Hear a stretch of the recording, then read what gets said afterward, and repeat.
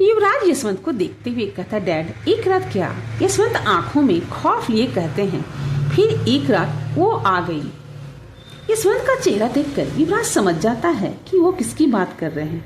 युवराज का चेहरा फिर से गुस्से से लाल हो जाता है और वो यशवंत से कहता है, फिर आगे क्या हुआ?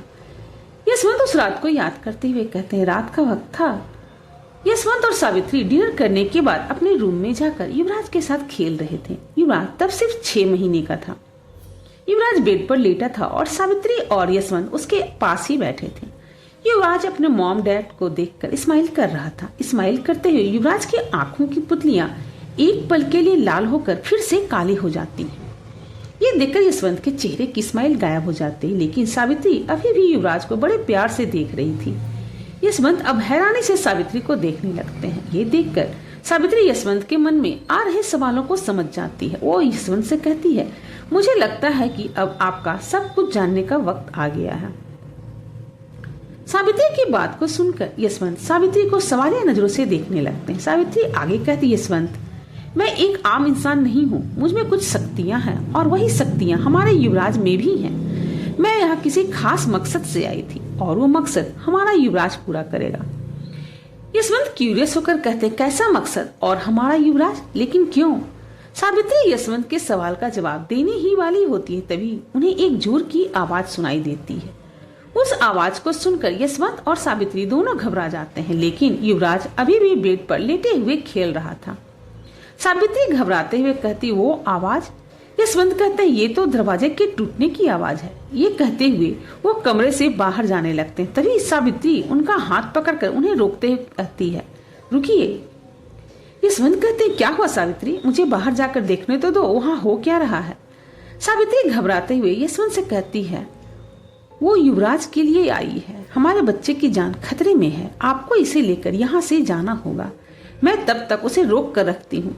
सावित्री की बात सुनकर यशवंत घबरा जाते हैं। वो सावित्री को मना करते हुए कहते, नहीं, तुम कहीं नहीं जाओगी, तुम दोनों मेरी जिम्मेदारी हो और जब तक मैं जिंदा हूँ कोई तुम दोनों को हाथ भी नहीं लगा सकता। सावित्री यशवंत को समझाने की कोशिश करते हुए कहती है, आप समझने की कोशिश कीजिए, आप उसे नहीं रोक पाएंगे। सावित्री इतना ही कह पाती है, तभी उसके बेडरूम का दरवाजा बुरी तरह से टूट जाता है। दरवाजा टूटते ही यशवंत सावित्री के सामने खड़े हो जाते हैं। जैसे ही वो उसे प्रोटेक्ट करने की कोशिश करते हैं, दरवाजा टूटते ही बाहर से काला धुआं अंदर आने लगता और उनके साथ साथ काले कपड़ों में वो तांत्रिक अंदर आने लगती है। उसका चेहरा बहुत डरावना था और उसके बाल बिखरे हुए थे। उसे देखते ही यशवंत घबरा जाते हैं, लेकिन फिर भी वो सावित्री के सामने से नहीं हटते। उसे देखकर सावित्री के चेहरे पर डर और गुस्सा एक साथ दिखाई देने लगता है। वो तांत्रिक आते ही अपना हाथ यशवंत की तरफ बढ़ाती है। उसके ऐसा करते ही यशवंत अपनी जगह से हटकर दीवार से टकरा जाते हैं। इससे यशवंत को बहुत चोट लगती है और वो दर्द से कराहते हुए जमीन पर गिर जाते हैं। इसके बाद वो तांत्रिक फिर से यशवंत की तरफ अपना हाथ बढ़ाती, लेकिन तभी सावित्री उनके सामने आकर खड़ी हो जाती है। सावित्री को देखकर वो तांत्रिक अपना हाथ पीछे करते हुए अपनी भयानक आवाज में कहती है, मुझे वो बच्चा चाहिए। सावित्री गुस्से में उस तांत्रिक को घूरते हुए कहती, उसके लिए तुझको मुझे मारना होगा। ये कहते हुए सावित्री की आंखों की पुतलियां लाल हो जाती हैं। यशवंत ये सब देखकर बहुत हैरान और डरे हुए थे। उन्हें समझ नहीं आ रहा था कि अचानक से ये सब क्या हो रहा है। इन सबसे अनजान युवराज अभी भी बेड पर लेटा खेल रहा था। सावित्री की बात सुनकर वो तांत्रिक गुस्से में कहती है, मुझे लगा था कि ये काम आसानी से हो जाएगा, लेकिन हमेशा की तरह तू फिर से मेरे रास्ते में आ रही है। आज मैं तुझे जिंदा नहीं छोड़ूंगी। ये कहते हुए वो तांत्रिक अपनी आंखें बंद कर लेती है और अगले ही पल उसके सामने पीली रोशनी का एक बड़ा सा गोला आ जाता है। वो तांत्रिक उसी गोले के सामने खड़ी सावित्री पर हमला कर देती है, लेकिन वो पीली रोशनी सावित्री तक पहुंचने से पहले ही गायब हो जाता है। ये देखकर उस तांत्रिक का गुस्सा और भी ज्यादा बढ़ जाता है। इसके बाद सावित्री अपना हाथ उस तांत्रिक की तरफ बढ़ा देती, लेकिन अभी भी सावित्री उस तांत्रिक से कुछ फीट दूर ही खड़ी थी। सावित्री के ऐसा करते ही वो तांत्रिक अपना गला पकड़ लेती है। उसे देखकर ऐसा लग रहा था जैसे कोई अदृश्य शक्ति उसका गला दबा रही हो, जिससे उसका दम घुट रहा है। कुछ ही देर में वो तांत्रिक असहाय होकर दीवार से सट जाती है। ये सब देखकर यशवंत बहुत हैरान हो रहे थे। उनकी इस वक्त सावित्री के करीब जाने की हिम्मत भी नहीं हो रही थी।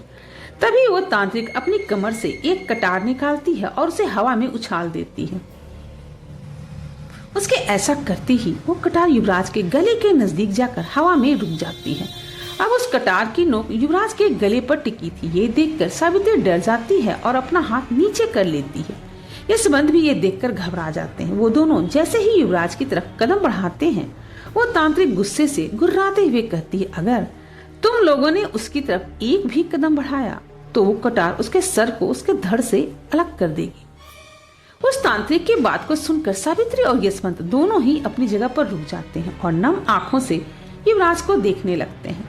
अगले ही पल उस तांत्रिक के शरीर से काला धुआं तेजी से सावित्री की तरफ बढ़ते हुए उसे छू लेता है। ऐसा होते ही सावित्री दर्द से कराहते हुए जमीन पर गिर जाती और छटपटाने लगती है। ये देखकर यशवंत उस तांत्रिक की तरफ बढ़ते हैं, लेकिन वो तांत्रिक उन्हें भी दीवार से सटा देती है। अब यशवंत दीवार से चिपक चुके थे और बहुत कोशिश करने के बाद भी अपनी जगह से हिल भी नहीं पा रहे थे। इधर सावित्री दर्द से चीखते हुए जमीन पर पड़ी थी और धीरे धीरे उसके शरीर से खून बहने लगा था। ये नजारा देखकर उस तांत्रिक के चेहरे पर एक डेविल स्माइल आ जाती है और वो युवराज की तरफ बढ़ने लगती है। वो तांत्रिक युवराज के पास जाकर बेड पर बैठ जाती है और उसे एक डेविल स्माइल के साथ देखने लगती है। सावित्री और यशवंत उस तांत्रिक को युवराज के पास देखकर बहुत ज्यादा घबरा जाते हैं। वो चाहकर भी युवराज को बचाने के लिए कुछ भी नहीं कर पा रहे थे। वो तांत्रिक अपनी आंखें बंद करके कुछ मंत्र पढ़ने लगती है और उसके बाद युवराज के गले पर रखे कटार को अपने हाथ में लेकर उससे युवराज को मारने के लिए अपना हाथ ऊपर उठा देती है। लेकिन जैसे ही वो कटार युवराज के शरीर के पास पहुंचता है, वो तांत्रिक पूरे फोर्स से पीछे की तरफ जाकर गिर जाती है।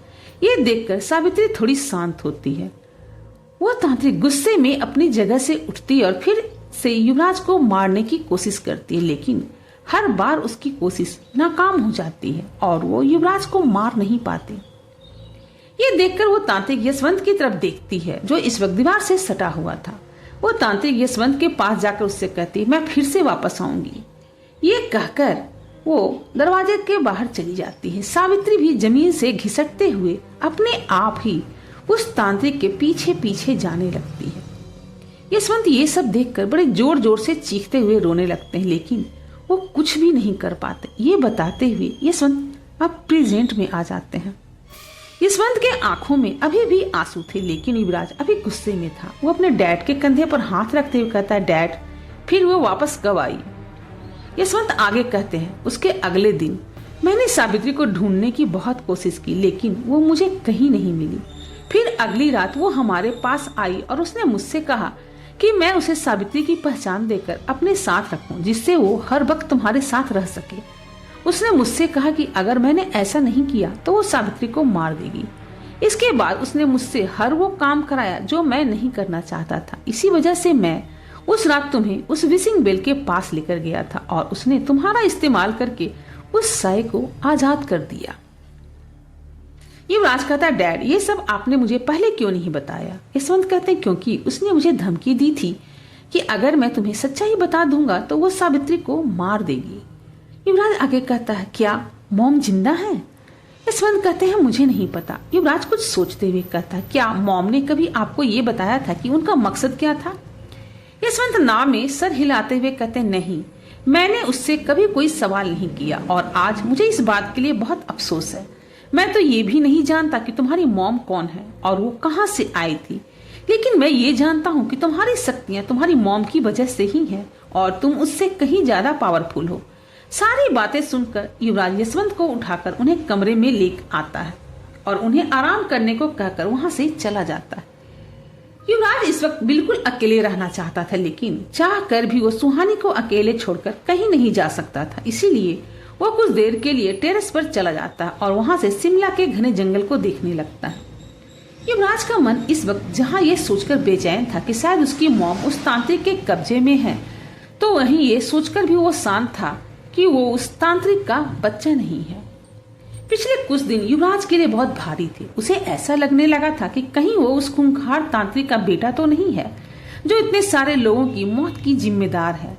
युवराज ने अब ये सोच लिया था कि अब वो अपनी माँ को ढूंढेगा और उन्हें उस तांत्रिक के कैद से आजाद करेगा, लेकिन अब तक वो ये तक नहीं जानता था कि सच में उसकी माँ जिंदा है भी या नहीं। कुछ देर तक छत पर रहने के बाद युवराज सीधा नीचे आ जाता है। युवराज जैसे ही अपने कमरे का दरवाजा खोलने की कोशिश करता है तो उसे ऐसा लगता है कि उसका रूम अंदर से लॉक है। ये देखकर युवराज रूम नॉक करते हुए कहता है, सुहानी क्या तुम अंदर हो? युवराज के नॉक करने के कुछ ही देर के बाद उसके कमरे का दरवाजा थोड़ा सा खुलता है और सुहानी दरवाजे से अपना सर बाहर निकालकर दबी हुई आवाज में कहती, युवराज सर आप कहाँ थे? मैं कब से आपका वेट कर रही थी। युवराज सुहानी को इस तरह से बिहेव करते देखकर थोड़ा चौंक जाता है। वो सुहानी से कहता है, तुम यहाँ इस तरह से क्या कर रही हो और तुमने दरवाजा पूरा क्यों नहीं खोला? सुहानी कहती है, बताती हूँ, पहले आप अपनी आंखें बंद कीजिए। सुहानी की बातों को सुनकर युवराज थोड़ा चौंक जाता है और वो पूछता है, मैं अपनी आंखें क्यों बंद करूं? सुहानी युवराज को डांटते हुए कहती, युवराज सर आप मेरा टाइम वेस्ट मत कीजिए, जल्दी से अपनी आंखें बंद कीजिए। युवराज सुहानी को घूरते हुए कहता है, मैं तुम्हारा टाइम वेस्ट कर रहा हूँ। युवराज को अपनी बात ना मानते हुए देखकर सुहानी कमरे का दरवाजा पूरा खोले बिना बाहर आती है और युवराज की आंखों में अपना हाथ रखकर कहती है, अब चलिए। इस बार युवराज सुहानी से कुछ नहीं करता। हालांकि उसका मूड आज बहुत खराब था, लेकिन उसकी वजह से वो सुहानी को बिल्कुल हर्ट नहीं करना चाहता था। सुहानी युवराज की आंखें बंद करके उसे कमरे के अंदर ले जाती है। कमरे के अंदर आकर सुहानी युवराज की आंखों से अपना हाथ हटा देती है। सुहानी के हाथ हटाने पर जब युवराज की नजर उस कमरे पर पड़ती है तो उस कमरे को देखकर चौंक जाता है। सुहानी ने पूरे रूम को डेकोरेट करके रखा था। पूरे कमरे में सिर्फ कैंडल्स जल रहे थे और फ्लोर पर सुहानी ने रोज पेटल्स बिछा रखा था। सुहानी ने अपने और युवराज के लिए एक डिनर डेट अरेंज किया था। पिछले कुछ दिनों से युवराज काफी परेशान था, इसलिए सुहानी उसे अच्छा फील कराना चाहती थी। ये सब देखकर युवराज कुछ पल के लिए अपना स्ट्रेस भूल जाता है और उसके चेहरे पर एक स्माइल आ जाती है। इसके बाद युवराज की नजर सुहानी पर पड़ती है, जो रूम को देखकर बहुत खुश हो रही थी। युवराज सुहानी से कहता, ये सब तुमने किया? सुहानी कहती, मैंने अकेले नहीं किया, निशा, विवेक और रॉबिन ने मेरी मदद की। ये सुनकर युवराज सुहानी से कहता है, तुमने मेरे बॉडीगार्ड से हमारी डेट अरेंज कराई? सुहानी फिर से चिढ़ते हुए कहती, मैंने सिर्फ उनकी थोड़ी सी हेल्प ली है और आप मेरा इंटरव्यू बाद में लेते रहना, पहले आप डेट एंजॉय कीजिए। सुहानी इस वक्त अपने अरेंजमेंट से बहुत खुश थी, लेकिन उसे बिल्कुल भी अंदाजा नहीं था कि हमेशा की तरह वो आज भी वो ब्लंडर ही करने वाली थी। रात के 9 बजे थे। सिद्धार्थ एक शमशान के बाहर खड़ा था। उसका चेहरा देखकर ही समझ आ रहा था कि इस वक्त वो बहुत परेशान है। उसकी नजर शमशान के अंदर थी। वो देख रहा था कि अंदर एक लाश जल रही है और दृष्टा उस लाश की तरफ तेजी से बढ़ रही है। उसकी आंखों में हैवानियत साफ साफ दिखाई दे रही थी। कुछ ही देर में दृष्टा उस जलती हुई लाश के पास पहुंच जाती है और उसकी जलती लकड़ियों को अपने हाथ से उठाकर फेंकने लगती है। ये करते हुए वो जोर जोर से गुर्रा रही थी। उसके गुर्राने की आवाज पूरे शमशान में गूंज रही थी। कुछ ही देर के बाद जलती हुई लकड़ियां शमशान में इधर उधर फैली हुई थी। उन लकड़ियों को हटाने के बाद दृष्टा उस लाश को चिता से बाहर निकाल लेती है। इसके बाद का सीन देखकर डर से सिद्धार्थ की आंखें बंद हो जाती हैं और वो अपना मुंह फेरकर दूसरी तरफ देखने लगता है। इस भयानक दृश्य को देखकर वो खुद से कहता है, कहीं इसे शहर में लाकर मैंने कोई बड़ी गलती तो नहीं कर दी ना। युवराज और सुहानी युवराज के रूम में थे, जिसे सुहानी ने बहुत अच्छे से डेकोरेट किया था। युवराज भी ये देखकर काफी खुश था। कुछ देर के लिए वो अपनी सारी टेंशन भूल गया था। सुहानी युवराज को देखते हुए कहती, युवराज सर आप अंदर चलेंगे या बस यहीं खड़े रहना है? सुहानी की बात को सुनकर युवराज जैसे ही आगे बढ़ने के लिए अपना पैर ऊपर उठाता है, सुहानी कहती, युवराज सर रुकिए। सुहानी के ऐसा कहने पर युवराज के कदम हवा में ही रुक जाते हैं। वो कंफ्यूज होकर सुहानी को देखते हुए कहता है, क्या हुआ? सुहानी युवराज पर रौब दिखाते हुए कहती है, नीचे क्या है? सुहानी के ऐसा कहने पर युवराज नीचे देखता है।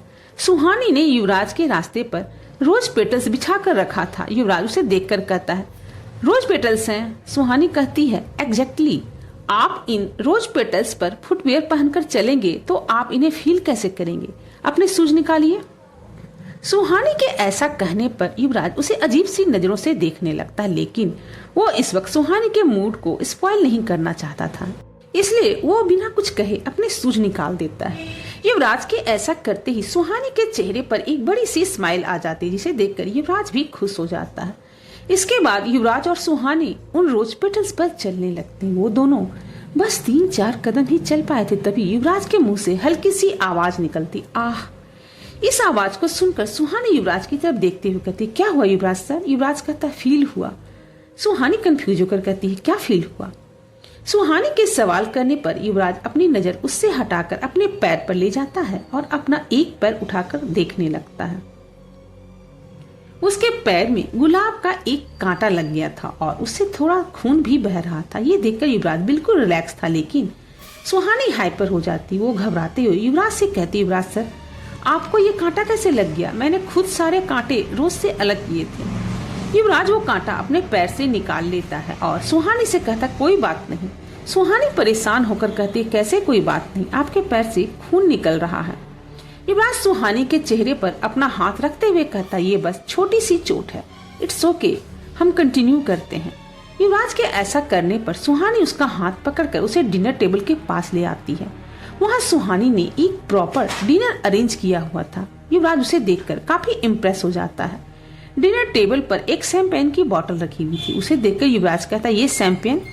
सुहानी एक्साइटेड होकर कहती, हाँ, मुझसे किसी ने कहा था कि डेट पर शैंपेन काफी कूल लगता है। युवराज स्माइल करते हुए कहता, और ये किसने कहा था? सुहानी कहते, वो मैं आपको बाद में बताऊंगी, पहले ये शैंपेन ओपन करते हैं। ये कहते हुए सुहानी शैंपेन की बोतल को खोलने लगती है। कुछ देर कोशिश करने के बाद भी सुहानी से वो बोतल ओपन नहीं हो रही थी। ये देखकर युवराज अपना हाथ सुहानी की तरफ बढ़ाते हुए कहता, लाओ इसे मैं खोल देता हूँ। सुहानी युवराज को मना करते हुए कहती, नहीं युवराज सर, ये बस खुल ही गया। ये कहते हुए सुहानी अपनी पूरी ताकत लगाकर शैंपेन के उस बोतल की कैप खोल देती है। उसके ऐसा करते ही वो कैप तेजी से युवराज के चेहरे की तरफ बढ़ जाता है। ये देखकर सुहानी बहुत ज्यादा डर जाती है। इससे पहले कि वो कैप युवराज के चेहरे पर लगता, युवराज अपना चेहरा हटा लेता है और वो कैप उसके पास से होकर गुजरता है। ये देखकर सुहानी एक चैन की सांस लेती है, लेकिन सुहानी की ये खुशी ज्यादा टाइम तक नहीं टिकती। वो कैप जाकर दीवार पर लगे युवराज की एक फोटो से टकरा जाता है और वो फोटो टूटकर जमीन पर गिर जाती है। युवराज और सुहानी उस टूटी हुई फोटो फ्रेम को देखने लगते हैं। उसे देखते ही युवराज का चेहरा बिल्कुल शांत था, लेकिन सुहानी के चेहरे पर डर साफ दिख रहा था। सुहानी का चेहरा अभी भी उस फोटो की तरफ था और वो तिरछी नजर से युवराज के चेहरे को देखने लगती है। सुहानी युवराज को देखकर एक फेक स्माइल के साथ कहती, युवराज सर, ये फोटो फ्रेम? सुहानी इस वक्त मुस्कुराने की कोशिश तो कर रही थी, लेकिन युवराज उसके चेहरे पर घबराहट देख पा रहा था। युवराज को सुहानी की ये हालत देखकर हंसी भी आ रही थी और ये समझ भी रहा था कि सुहानी उसे स्पेशल फील कराने के लिए बहुत ज्यादा एफर्ट कर रही है। ये देखकर युवराज सुहानी की कमर पकड़कर उसको अपने करीब कर लेता है और प्यार से उसे देखने लगता है। सुहानी मासूम सा चेहरा बनाते हुए युवराज से कहती, युवराज सर, ये मैंने जानबूझकर नहीं किया, पता नहीं कैसे मैं करना कुछ चाहती हूँ और हर बार ही कुछ न कुछ गड़बड़ हो जाती है। युवराज सुहानी के बालों को ठीक करते हुए कहता, तुमने ये किया, मेरे लिए वो ज्यादा जरूरी है और मुझे ये सब बहुत अच्छा लगा। युवराज के ऐसा कहने पर सुहानी के चेहरे पर फिर से स्माइल आ जाती है और वो मुस्कुराते हुए कहती, सच में? युवराज मुस्कुराते हुए हाँ में अपना सर हिला देता। ये देखकर सुहानी फिर से एक्साइटेड होकर कहती, ओके देन, एक और चीज बची हुई है। सुहानी के ऐसा कहने पर युवराज के चेहरे की स्माइल गायब हो जाती है और वो सीरियस होकर कहता है, और क्या बचा है? सुहानी खुद को युवराज से अलग करते हुए कहता है, अभी बताती हूँ। ये कहते हुए सुहानी स्विच के पास जाती है और फैन ऑन कर देती है। सुहानी के फैन ऑन करते ही ऊपर से रोज पेटल्स नीचे युवराज पर गिरने लगते हैं। युवराज ये देखकर बहुत खुश हो जाता है और वो सुहानी को फिर से अपने करीब खींचकर उसके फोरहेड पर एक किस करते हुए उसे हक कर लेता है। सुहानी भी फाइनली ये सोचकर खुश हो जाती है कि कम से कम उसका एक प्लान तो आज अच्छे से एग्जीक्यूट हुआ। तभी युवराज फिर से आवाज करता, आउच। ये आवाज को सुनकर सुहानी के चेहरे की स्माइल फिर से चली जाती है और वो युवराज से अलग होकर कहती, अब क्या हुआ? युवराज अपना एक आंख पकड़कर इधर उधर चलते हुए कहता है, मेरे आंख में कुछ चला गया। सुहानी भी युवराज के पीछे पीछे जाते हुए कहते, I am so sorry sir, आज कुछ भी ठीक क्यों नहीं हो रहा है, मुझे दिखाइए, मैं देखती हूँ। युवराज अपनी एक आंख पर हाथ रखकर पूरे रूम में चल रहा था और सुहानी परेशान होकर उसके पीछे पीछे चल रही थी, लेकिन युवराज उसकी पकड़ में नहीं आ रहा था। इसके बाद सुहानी युवराज को पकड़कर कहती, युवराज सर, आप चुपचाप यहाँ रुकिए और अपनी आंख से अपना हाथ हटाइए। सुहानी के ऐसा कहने पर युवराज अपने आंख से हाथ हटा देता और सुहानी देखती है कि उसकी आंखों में कुछ भी नहीं गया था। युवराज बस सुहानी को परेशान कर रहा था। सुहानी गुस्से से युवराज के चेहरे को देखती है जो इस वक्त उसे देखकर हंस रहा था। सुहानी को अब युवराज पर गुस्सा आने लगता। ये देखकर युवराज फिर से सुहानी को अपने करीब करते हुए कहता, ओके सॉरी। सुहानी चिढ़ते हुए कहती, आपको मेरे फीलिंग्स की कोई कदर ही नहीं है। आपको पता है कितनी मेहनत से मैंने ये सब अरेंज किया है। इन रोज पेटल्स को फैन पर रखने के लिए बेचारा रॉबिन आधे घंटे तक फैन पर लटका रहा। सुहानी की बातें सुनकर युवराज और भी ज्यादा हंसने लगता है। कुछ देर बाद वो अपनी हंसी को कंट्रोल करते हुए कहता, मैंने कहा ना आई एम सॉरी। वैसे एक बात बताओ, तुम ये नए नए आइडियाज लाती कहाँ से हो? सुहानी अपना मुंह फुलाए हुए ही कहती, ये आइडियाज मुझे अक्षय ने दिया। युवराज कहता, आई एम नॉट सरप्राइज, ये आइडिया उसी का हो सकता है। सुहानी कंफ्यूज होकर कहती, क्या मतलब? युवराज सुहानी को छेड़ते हुए कहता, वो क्या है ना, मेरा बेस्ट फ्रेंड पहले से पागल है और फिर मुझे जिस लड़की से प्यार हुआ है वो भी पागल निकली। मेरी मेंटल स्टेबिलिटी ज्यादा दिनों की मेहमान नहीं है। युवराज की बात को सुनकर सुहानी गुस्सा होकर युवराज से दूर जाने लगती है, लेकिन युवराज उसे और कसकर पकड़ते हुए कहता है, अब तुम्हें और गुस्सा करना है या हम डिनर करें? युवराज की बात को सुनकर सुहानी कुछ सोचते हुए कहती, बस एक लास्ट काम बचा है। युवराज कहता है, क्या? सुहानी दीवार की तरफ इशारा करते हुए कहते, वहां देखिए। युवराज क्यूरियस होकर दीवार की तरफ देखता है। युवराज जैसे ही वहां देखता है तो सुहानी युवराज के गाल पर किस कर देती है। सुहानी के किस करते युवराज के चेहरे पर चमक आ जाती है और वो सुहानी को देखते हुए कहता है, ये भी अक्षय का आइडिया था? सुहानी नाम में सर हिलाते हुए कहते, नहीं ये मेरा आइडिया है। युवराज सुहानी की आंखों में देखते हुए कहता, ये बेस्ट था। ये कहकर युवराज फिर से सुहानी को हक कर लेता है। रात के 10 बज रहे थे। आज भी अर्नब को ऑफिस से आने में देर हो गई थी और समायरा लिविंग एरिया में उसका वेट कर रही थी। तभी दरवाजा खुलता है और अर्नब घर के अंदर आ जाता है। घर आते ही उसकी नजर लिविंग एरिया पर बैठी समायरा पर जाती है। आज वो बहुत खुश था क्योंकि अब उसे यकीन हो गया था कि युवराज और समायरा के बीच अब कुछ नहीं है। वो स्माइल करते हुए समायरा के पास आता है जो काउच पर बैठे हुए उसे बिना किसी एक्सप्रेशन के देख रही थी। अर्नब समायरा के पास आते ही कहता है, तुम यहाँ पर क्या कर रही हो? समायरा अर्नब से अपनी नजरें हटाते हुए कहती, कुछ नहीं। अर्नब कहता, तुमने डिनर किया? समायरा कहती है, नहीं, तुमने किया? समायरा के इस सवाल से ही अर्नब बहुत खुश हो जाता है। वो समायरा से कहता है, तुमने अभी तक डिनर क्यों नहीं किया? समायरा कहती है, मुझे भूख नहीं लगी थी। अर्नब समायरा को समझने की कोशिश करते हुए आगे कहता, और अब? समायरा कुछ नहीं करती, वो बस हाँ में अपना सर हिला देती। समायरा के जवाब से अर्नब के चेहरे पर एक बड़ी सी स्माइल आ जाती। वो समायरा को देखते हुए कुछ सोचने लगता है, क्या समायरा मेरा वेट कर रही थी? ये सवाल ही अर्नब को खुश करने के लिए काफी था। वो समायरा से कहता है, तुम बस 2 मिनट रुको, मैं अभी चेंज करके आता। अर्नब की बात सुनकर समायरा हाँ में अपना सर हिला देती और अर्नब वहां से चला जाता। कुछ देर के बाद अर्नब और समायरा डाइनिंग टेबल पर बैठे डिनर कर रहे थे। डिनर करते हुए अर्नब बीच बीच में तिरछी नजर से समायरा को देख रहा था। समायरा की नजर खाने पर ही थी, लेकिन वो खुद पर अर्नब की नजर महसूस कर पा रही थी। अर्नब समायरा से बातें करना चाहता था, लेकिन उन दोनों के बीच सबसे बड़ी प्रॉब्लम ही ये थी कि उनके पास बातें करने के लिए टॉपिक ही नहीं होता था। कुछ देर सोचने के बाद अर्नब कहता, समायरा क्या मैं तुमसे एक सवाल कर सकता हूँ? समायरा अर्नब की तरफ बिना देखे ही कहती, हाँ कहो। अर्नब कहता, तुम युवराज को कैसे जानती हो और वो हमेशा तुम्हें प्रोटेक्ट क्यों करता है? अर्नब की बात सुनकर समायरा कोल्ड एक्सप्रेशन के साथ उसे देखने लगती है। देखकर अर्नब को लगता है कि कहीं समायरा उसके उस सवाल से नाराज ना हो गई हो। वो अपनी बात करेक्ट करते हुए कहता, अगर तुम मुझे नहीं बताना चाहती तो कोई बात नहीं। समायरा कहती है, तुम्हारे कहने का मतलब क्या है कि युवराज हमेशा मुझे प्रोटेक्ट करता है? अर्नब कुछ याद करते हुए कहता, जब भी तुम पर अटैक हुआ था युवराज हमेशा हॉस्पिटल में तुम्हारी सिक्योरिटी को लेकर बहुत अलर्ट रहता था। जब तुम कोमा में गई थी तब युवराज का स्टाफ ही तुम्हें हॉस्पिटल लेकर आया था, और एक बार जब कोई औरत तुम्हें मारने के लिए हॉस्पिटल आई थी तब युवराज ने ही तुम्हें बचाया था। समायरा कंफ्यूज होकर कहती, क्या कोई औरत मुझे हॉस्पिटल में मारने आई थी? समायरा का ये सवाल करने पर अर्नब उसे उस दिन के बारे में सारी बातें बता देता जब रक्षा हॉस्पिटल में समायरा को मारने आई थी। समायरा को सारी कहानी तो समझ आ रही थी, लेकिन उसे ये नहीं पता था कि वो औरत कोई और नहीं बल्कि उसकी माँ रक्षा है। पूरी बात सुनकर समायरा कहती, क्या तुम जानते हो कि वो औरत कौन थी? अर्नब कहता, नहीं, मैंने उस औरत को पहले कभी इस शहर में नहीं देखा था, लेकिन शायद युवराज जानता है कि वो कौन है। मैंने देखा तो नहीं, लेकिन मुझे लगता है कि उस दिन युवराज ने ही तुम्हें उस औरत से बचाया था। ये सुनकर समायरा सोच में पड़ जाती है, क्या अर्नब सच कह रहा है? लेकिन ऐसा कैसे हो सकता है? युवराज को मारना मेरी जिंदगी का मकसद था और युवराज ये बात अच्छे से जानता था, तो फिर वो मुझे प्रोटेक्ट क्यों कर रहा था? समायरा ये सोच ही रही थी, तभी उसका फोन बजने लगता है। फोन से युवराज की आवाज आती, क्या तुम अभी घर आ सकती हो? समायरा कहती, अभी? युवराज कहता है, हाँ, मैं गाड़ी भेज रहा हूँ। समायरा कहती, कोई जरूरत नहीं है, मैं खुद आ जाऊंगी।